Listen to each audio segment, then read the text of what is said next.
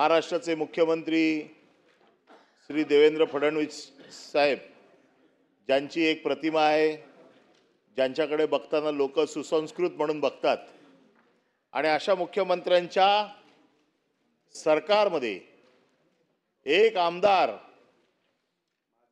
माजलेला बनियन आणि लुंगीवर कॅन्टीन मध्ये येऊन कर्मचाऱ्यांना अक्षरशः बॉक्सिंग स्टाईलने मारतोय।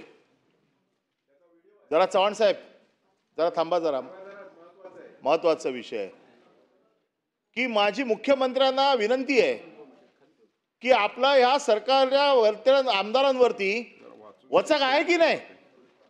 आपल्यासारखा एखादा ज्याला असं वाटतं की महाराष्ट्र सुसंस्कृत असला पाहिजे, आपली जी प्रतिमा जी सुसंस्कृतपणाची आपण जी लोकांच्या मनामध्ये आहे त्याला तडे देण्याचं काम अशा प्रकारचे आमदार करतायत। म्हणजे एक आमदार निकृष्ट दर्जाचं जेवण दिलं म्हणून कॅन्टीनच्या कर्मचाऱ्याला बनियन आणि लुंगीवरती, अरे आमदाराने कसं राहावं याचे किमान काहीतरी संकेत आहेत की नाही। लुंगी टॉवेल आहे म्हणतात। आता माझी मुख्यमंत्र्यांना विनंती आहे की मुख्यमंत्री काय चाललंय आपल्या राज्यामध्ये। हे आमदार बनियन टॉवेल मध्ये खाली येतात, मारतात। हे काय रस्त्यावरच्या गल्लीवरचे लोक आहेत काय? कर्मचाऱ्यांना मारतात। अरे तुमच्या ताकद आहे तर त्या खात्याच्या मंत्र्याच्या मारा ना। कोणाला मारताय? कर्मचाऱ्याला। तर काय गुन्हा त्याचा? आणि त्याचे व्हिडिओ काढून तुम्ही सोशल मीडियावरती टाकता आणि आपल्याकडनं तरी आपल्या प्रतिमेला जे असे तडे पाडतायत किमान त्यांचा तर बंदोबस्त करा। महाराष्ट्रातल्या गुन्हेगारांचा बिचारे आपले चांगले आपले राज्यमंत्री गृहमंत्री माहिती देतात कुठे बसतात त्याच्यावर तुम्ही शिक्कामोर्तब करा। अरे तुमचं लक्ष यांच्याकडे असलं पाहिजे, त्यांच्याकडे नाही। स्वच्छ प्रतिमेच्या माणसाला तुम्ही त्याच्यात ओढताय, परंतु हे जे अशा प्रकारचे दादागिरी करताय त्यांचा काय तो बंदोबस्त करणार की नाही। आणि म्हणून माझी मुख्यमंत्र्यांना विनंती आहे की मुख्यमंत्री महोदय, आपण या राज्याचे प्रमुख आहात।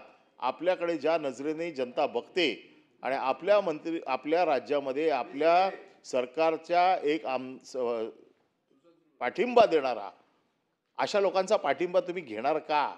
आणि अशा लोकांच्या पाठिंब्यावरती मुख्यमंत्री पदी बसणं आपल्याला आवडेल का? आणि म्हणून अशा आमदारांचा आपण बंदोबस्त करावा।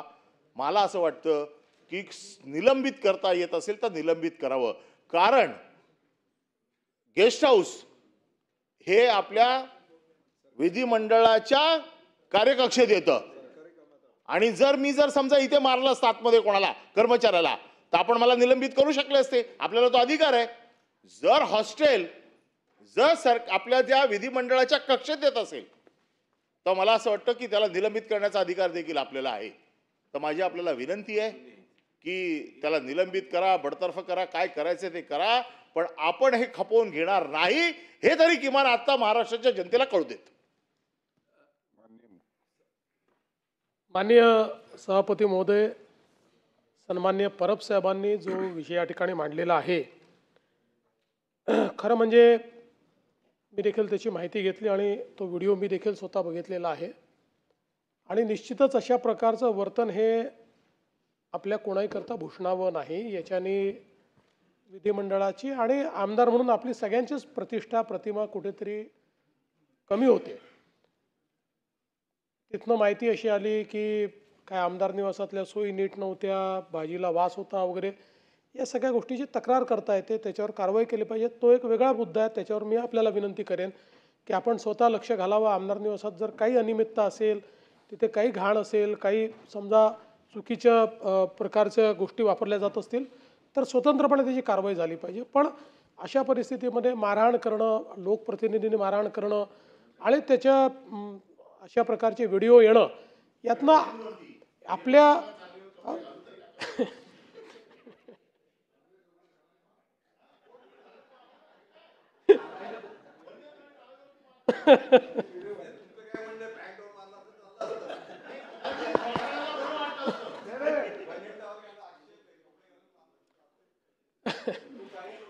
नाही, परब साहेबांचं जरी मत असलं की टावेलवर का मारलं, तरी टावेलवर मारलं किंवा कशावरही मारलं तरी ते चुकीचंच आहे, ते योग्य नाही आहे।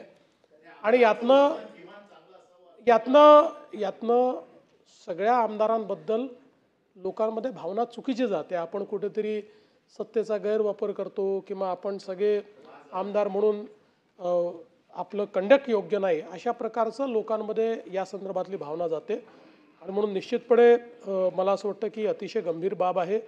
आपण आणि माननीय अध्यक्ष या दोघांनी याचा कॉग्निझन्स घ्यावा आणि या संदर्भात काय पुढील कारवाई करायची ते आपण करावी.